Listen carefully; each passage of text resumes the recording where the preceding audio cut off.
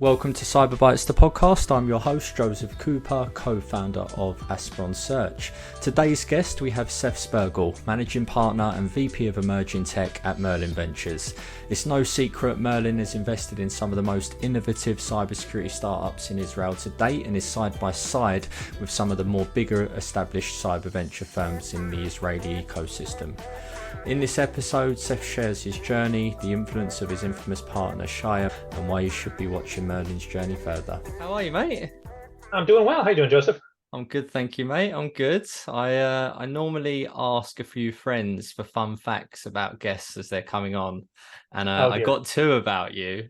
The first one, but I think segues quite nicely into learning about who you are and your career to date. But apparently, you used to work in a toy shop or a toy company. Not a toy shop, a toy company, Talk which I suppose is not that far off, right? Yeah.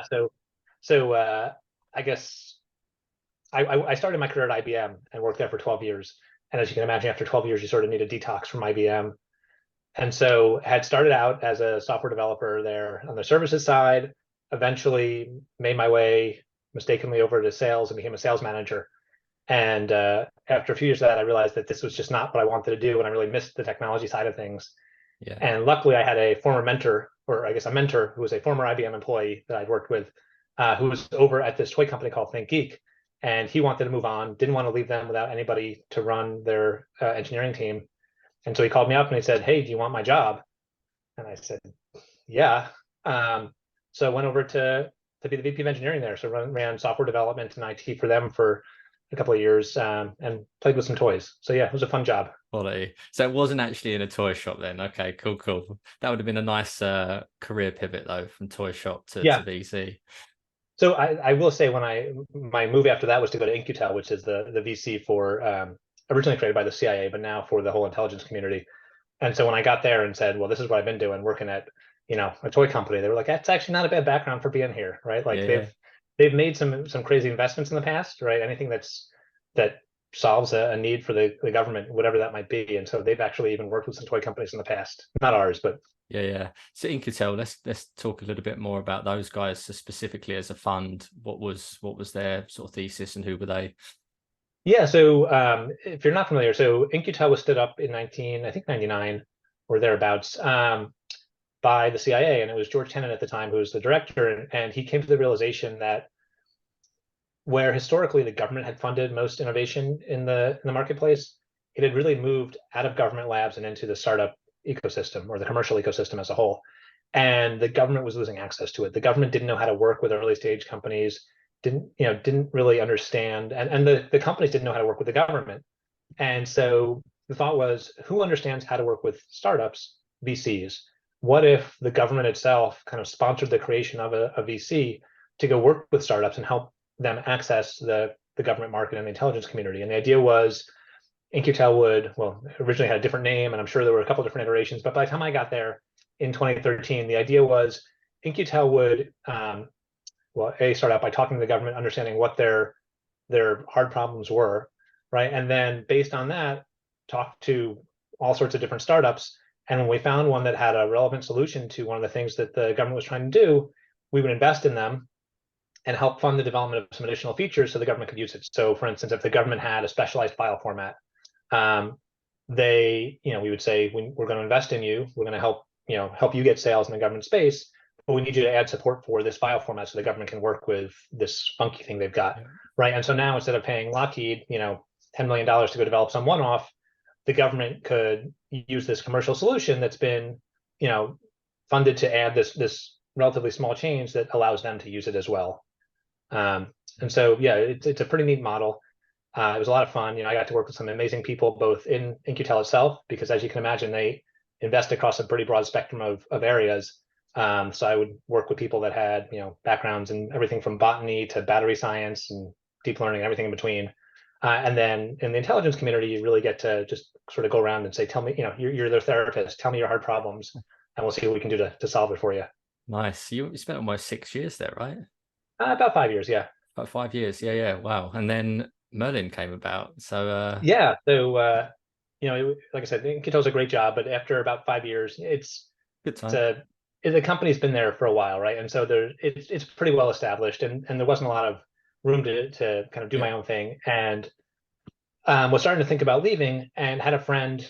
I guess every job I've had has sort of followed this path of knowing somebody from IBM who called me to ask if I wanted to come there. That was also how I got to In-Q-Tel. But had a friend from IBM who was working at Merlin, and this was before Merlin, excuse me, Merlin Ventures existed. But there's this sister company that is now 26 years old called Merlin Cyber that she was working at. And Merlin Cyber's business model is working with typically later stage cybersecurity companies to really help them tackle the federal market. So if you think about companies like CyberArk or CrowdStrike or Netscope, right?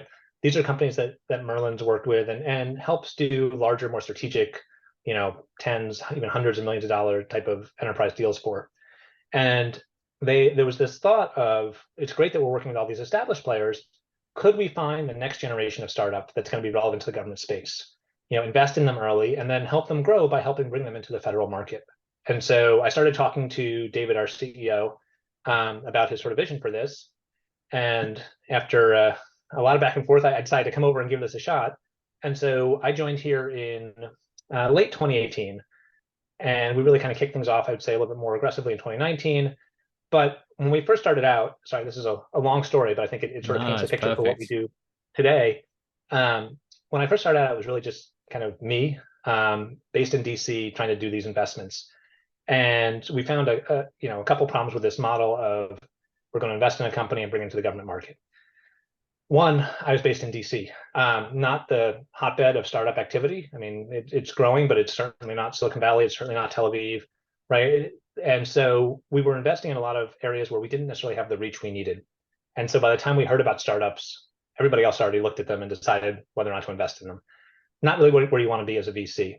And it also meant that when we did invest, we couldn't necessarily do this level of vetting that you should be doing on a startup, right? In terms of the background of the founders and their network and everything else. The second was the model we had thought was going to be great, right? We'll invest in this company and then we'll go sell it into federal on day one, right? Like, that's really hard. Yeah. And at the time, we weren't set up for it, frankly, right? We have since built out a lot more infrastructure that allows us to, but at the time, we weren't really set up to work with early stage companies. And so we were really struggling with this model.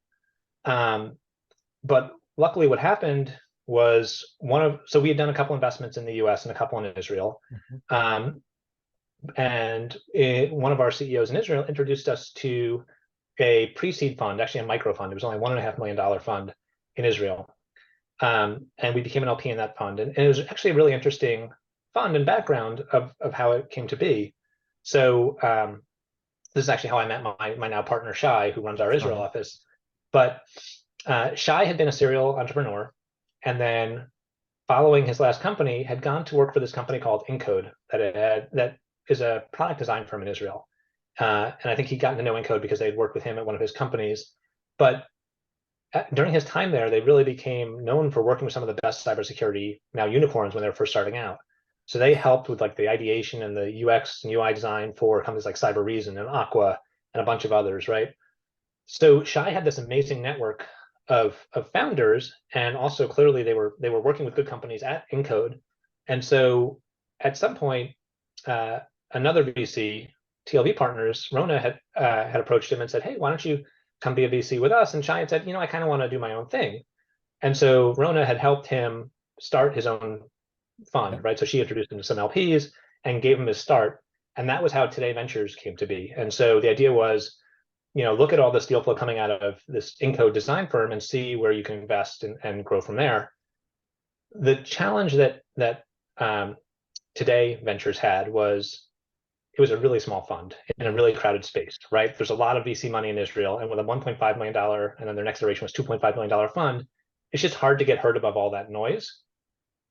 But Shay had this amazing network and really knew how to navigate the ecosystem. It was hard to get into deals in that sort of situation. We had the opposite problem. We had come into Israel with a story that was really resonating, right? So if you think about the background of most Israeli founders, there's compulsory military service, right? Most of the cybersecurity companies come out of founders that were in Unit 8200, like their NSA, right? Their cybersecurity group. And so because of that background of working in the intelligence community around cybersecurity, the first inclination of every Israeli founder in the cyber ecosystem is to say, I want to go sell to the US intelligence community, right? I want to go sell to the CIA. I want to go sell to the NSA. And having worked in that space for a while, my first response is no, right? Like they're not going to buy from an Israeli company. It's no offense. It's nothing personal on you. It's just they are very sensitive to where their technology comes from. But right where Merlin focuses most of its efforts is really on the civilian market, where our sister company does its business, right? And civilian agencies, ones like Health and Human Services, right, or Social Security Administration, they are a lot less sensitive to whether they're buying Israeli tech or other, or American, right? They're much more interested in, is it good technology? And so there's a market you can tap. You just have to be smart about it. And so we were coming in with this message, which was really resonating, because a lot of the other VCs that focus on the government space focus on the intelligence community and DoD. And so they struggle to work with Israel. We were coming in saying, no, we can help you with the government. We just need to be smart about it. Mm-hmm. Sorry. So the message was resonating, but we didn't know how to navigate the market. So Shay and I realized we could solve each other's problems here. And so in January of 21, we partnered together. Merlin became the largest LP in Today Ventures, which we handed off day to day to his partners to run. Mm-hmm. And Shay came over to be our managing partner for Merlin Ventures. And so now we use Today Ventures as a feeder fund for us, right? For really early stage companies, we'll do the investment out of Today. As they grow and mature, we'll invest out of Merlin Ventures. And the idea is, we'll invest in these early stage companies, help them grow, and then eventually bring them into the government market. One thing that we sort of realized was a challenge for us was our whole story originally was we help you access the government. And as we pitched that to startups, and I guess the other piece I didn't mention is during all this, right? This was January 21. So just valuations were going insane, right? And we also found that it was hard to work with later stage companies that had already made a lot of decisions. We started investing earlier, so pre-seed and seed and A. Mm-hmm. And so when you invest in a seed series company and say, hey, we're going to help you with government, they say, hell no, right? Like, yes, I want that in 2 years, right? But like, I don't have time for that right now. And they're right, frankly, right? Like, you need to get some commercial traction first. So we ended up having to kind of repivot or rethink our strategy a little bit and pivot towards also building out an ecosystem in the US of commercial cybersecurity expertise, where we could help these companies really navigate that commercial market, get their early traction, and find design partners, find customers. And then once they're at that stage where they're having that commercial success and can afford to spend the cycles thinking about how they go through the federal market, then we can hand them off to the sister company that, like I said, has now invested in building out resources to really help early stage companies come into that market as well. Yeah. Why are founders out of Israel so excited about the federal agency market? Like how big is it as a? It's large, right? It's the largest single cybersecurity buyer in the world. Right. And so, again, I think part of it is their background, right, of having worked in the intelligence space. But part of it is also just you hear about these massive deals, right? Of like, oh, I want to go get a $50 million deal. Yeah, I do too, right? But there's a lot of work that goes into that, right? But people don't always understand how long it's taken a company to get to that stage, right? That they probably spent the last few years seeding the market, making a lot of 50, 100K sales to build demand, and then they were able to do these larger sort of deals.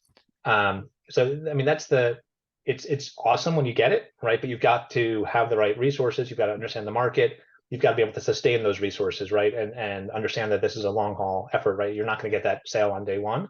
Yeah. But yeah, if you're successful at it, and that's our goal is to help these companies be there eventually, then it's absolutely worthwhile. Are they a lot longer, the deal cycles in Fed as well then? Yeah. Yeah. I mean, if you're lucky, you'll get a small pilot sale just to test out the technology, in the first year of working with an agency. But the way the government budget works, it's very hard for them to do any sort of sizable transaction that's not at least a year out, because they've got a budget for you in that next budget cycle. Yeah, got it. How big was the fund, Merlin Ventures, when you partnered with Shay? So Merlin Ventures is not a traditional fund, right? At least not right now. So in venture capital, you've got what are called LPs, right, who are the investors in your fund. And for up until now, Merlin has just had a single LP, which is our CEO, David. So all of our funding has come from David. And so we don't have a set fund size. It's more of a discussion with David when we want to do an investment. Although we are now in the process of raising a fund with outside LPs. So hopefully, in the next let's say 6 months or so, we'll be able to announce that. And then we will have a more traditional fund with outside LPs that will allow us to write even larger checks and do some more interesting things going forward. Nice. In terms of some of the investments that you have made out of Israel, are you able to share a few of the notable ones? I know there's some interesting discussions happening at some of the portfolio companies right now, but that's I don't quite know what you're referring sensitive. to. Yeah. Wouldn't Yeah. know. So I'm guessing what you're referring to are some of the reports recently that Palo Alto is buying half of our portfolio, I guess. You got a So deal.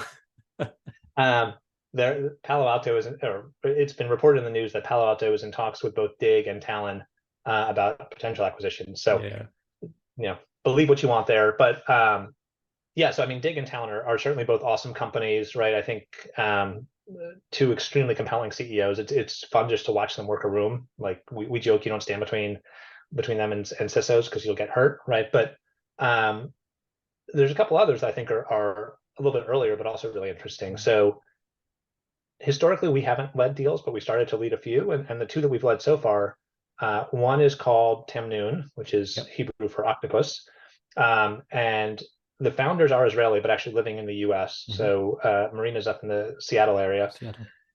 And what Tamnoon is doing is basically kind of flipping the equation on the number of people you need to support CSPM and CNAPP platforms. So if you look at these platforms like Wiz and Orca and everything else, right, they are massively powerful, but they keep growing and growing in terms of complexity. And so if you want to be successful with them, you end up needing a team of 10 people to manage your CNAPP platform. And that, even then, right, like it's just hard to keep up with everything. What Tamnoon has done is built out a technology platform that lets them much more efficiently manage the CSPM and CNAPP platforms. And so instead of needing 10 people to manage one company, they can now start to flip that and manage 10 companies with one person. Got it. So it's essentially using AI and technology in a way that gives a person superpowers to start to do a lot more intelligent triage of things, and lets companies much more cost effectively take advantage of all the power of those platforms. So I think that's a really interesting. I'm gonna have Marina on. I'm gonna have her on the show. So she's awesome, right? I mean, she's an amazing founder with a company that I think is in the right space, right? Like everybody we talk to says, I need that. She's had a great reaction in the market. She came out of stealth with like a bunch of customers already paying, right? Which you don't see typically. So Tamnoon is certainly one. And then the other one we led is a company called Cyclops. And the idea there is you have a lot of different cybersecurity tools, and each one knows things about your infrastructure, right? Or things about your environment. Let's string them all together via their APIs, and then basically put a graph behind it to show how they all relate to one another, and then allow me to ask natural questions on top of it. So, I mean, that's sort of the technical view of it. What it really means is it's now a search engine for any sort of cybersecurity question in my enterprise. So if I'm doing, if I want to just do asset inventory, I can say, hey, tell me all of the machines that appear in this environment. That's easy enough, right? Even though it may, in fact, have to pull from 3 different systems and tie that information together. But I can also start to use it for more real-time things like incident response, right? Show me the system that Joseph was logged into when this was happening and it didn't have this turned on or that turned on, right? Things that would historically have taken a few different people to pull data and then try to mesh it together and could have taken hours, if not days, to pull together, I can now do in a matter of minutes.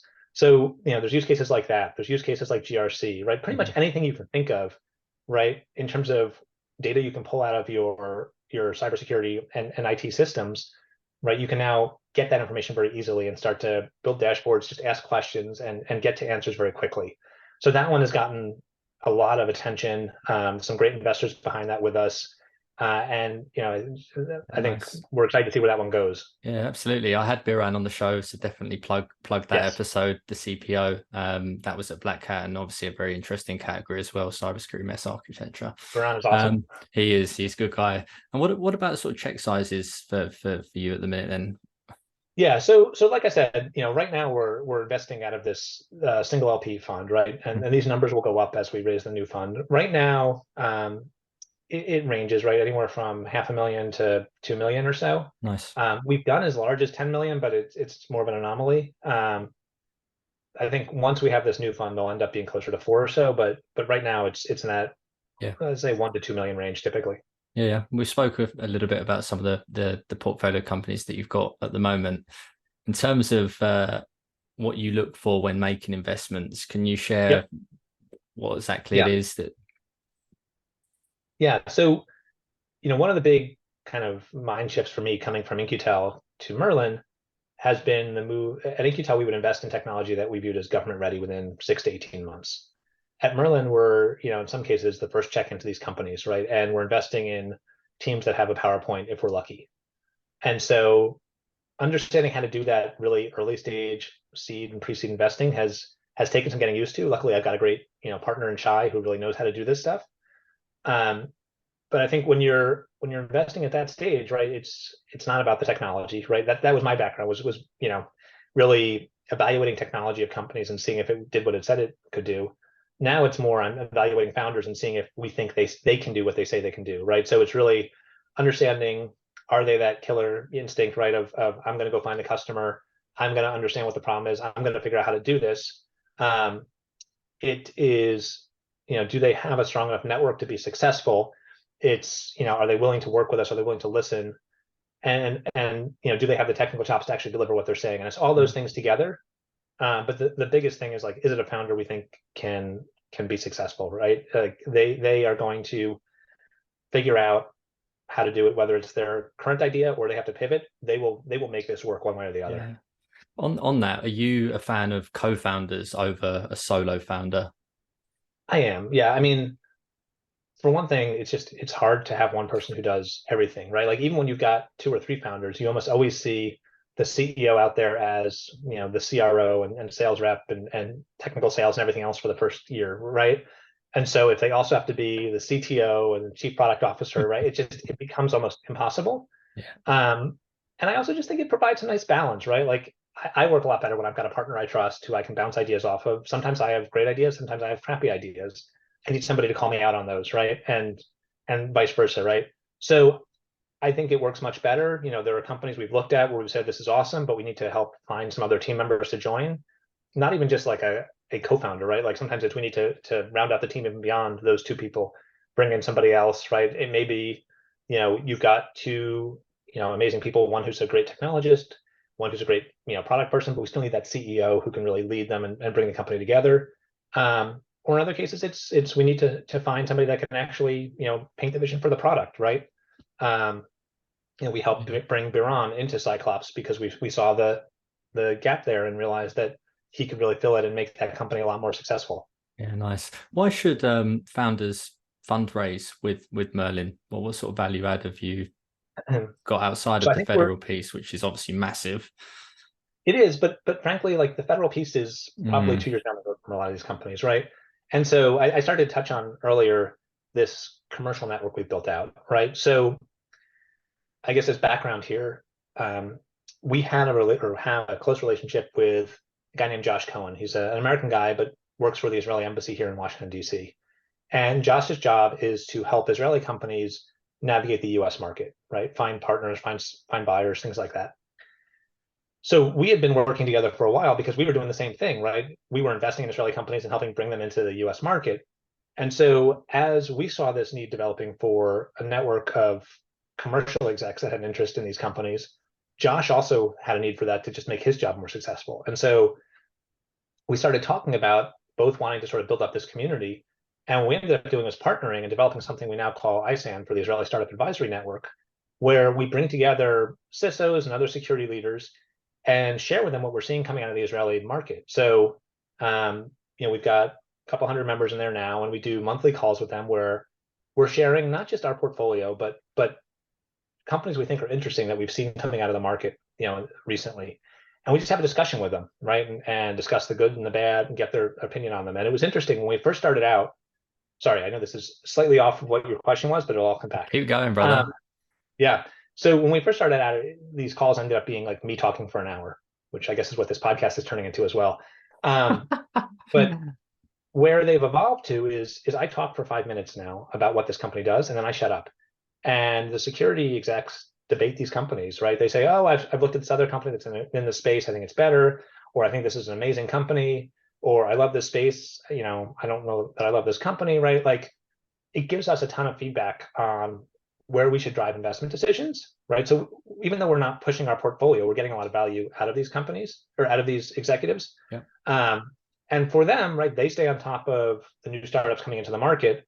We broker connections with them, whether or not it's a company we're invested in, right? So at the end of each call, we ask, do you want a connection to any of these companies? And so we're able to actually build some goodwill in the ecosystem as well, because we're, even for non-portfolio companies, delivering connections to US execs. But we use this to really drive our investment decisions. So like I mentioned, Dig is one of our portfolio companies. We presented Dig on one of these calls about a year ago. And we had, I think, 40 people on the call, and over a quarter of them said, I want that, right? Wow. And so we got off the call and said, A, I think we need to invest in this company. B, we went back to Dan and said, hey, I've got, a dozen people that want to talk to you, right? Which made the investment discussion a lot easier at that point, because I'm bringing customers with me. Yeah. And, so that has kind of unintentionally turned into one of our secret weapons, right? It really helps us, A, find the right companies, but also connect companies with people in the US that have an interest in helping them grow, right? And we don't do it as like, hey, go pitch this person, right? But it's more this pull model, like, yes, I'd like to talk to this company. And then we can go and ask, hey, you've talked to the company now, you've gotten feedback, you've seen what they do. Would you be willing to give them some feedback on their pitch or their product market fit, right? And like become an advisor to them. And what we've seen is, frankly, a lot of the people in this network are very interested in doing it, not just to stay on top of technology, but also because they want to work more closely with startups as advisors, right? And get more plugged into the ecosystem. So it's a great give and take, right? And it lets us really, help the startups we work with, right? So, I mean, I've been talking about, basically a pretty broad set of companies that we bring to this group, but obviously our own portfolio, we also leverage within this group. And we've got, a few opportunities, actually a number of opportunities where we plug our portfolio companies in more directly with these folks based on their interests and, help them get their early traction. So in terms of where we differentiate and why somebody should look at Merlin Ventures for an investment, one is that market access, right? Like really helping you get your early access to the US market. And then, yes, as you grow, access to the federal market. The other piece is, so we're not exclusively investing in Israel, right? It's just that's where we have the biggest deal flow. And so that's where we focus. But, for Israeli founders, right, as a US VC, but that has a sizable team in Israel, we can really navigate the best of both worlds. So, we can operate as an Israeli VC effectively in terms of talking to them on their own turf and navigating the network, knowing who's strong, that we should invest in, and just giving them advice in their own time zone on a day-to-day basis. But we have the resources of a US VC that has, a team on the ground here that understands how to navigate the US market, that can talk to these security executives on a day-to-day basis, right? And so we can really span those two worlds and really help them, tackle the entire ecosystem there. And we leverage that also for non-Israeli companies, right? Like we've got this strong network of security executives. They're looking for the best technology out there, and so as we invest in other companies, right, we'll also leverage that network to work with them and help them get their feet on the ground. Man, Seth, we could talk for hours, mate. We won't even get into Merlin Safari because that also looked great. But what's the future, man? Fun. Yeah, what's the future for Merlin Ventures? Well, I mean, like I said, we've got to raise this fund. So that's step one, right? And I mean, one of the reasons I'm glad we're having this discussion is I think we've done an amazing job, not to toot our own horn, but I think we've done an amazing job of building up our presence and awareness of us in the Israeli market over the last 2.5 years, right? Like, I think when we started this in January of 21, if you had said we would be where we are today, this quickly, nobody would have believed you, and we wouldn't have believed you, right? But we managed to position ourselves as one of the top cyber VCs in Israel relatively quickly. Our challenge is in the US, I don't really think many people know us.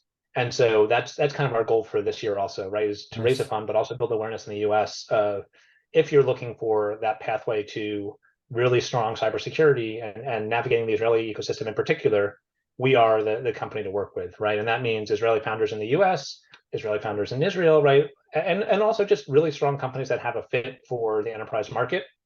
Work with us and we'll help navigate that. Seth, I wish you all the best of success, man, and I'll see you soon. Thanks. All right. Thanks, Joseph. Thank you for listening. If you've enjoyed today's show, please like and share with your friends and colleagues, as this is really important for the show's reach. If you'd like to be our next guest or are interested in Aspiron Search's staffing solutions, please get in touch directly with me or reach out to us via our website www.aspironsearch.com.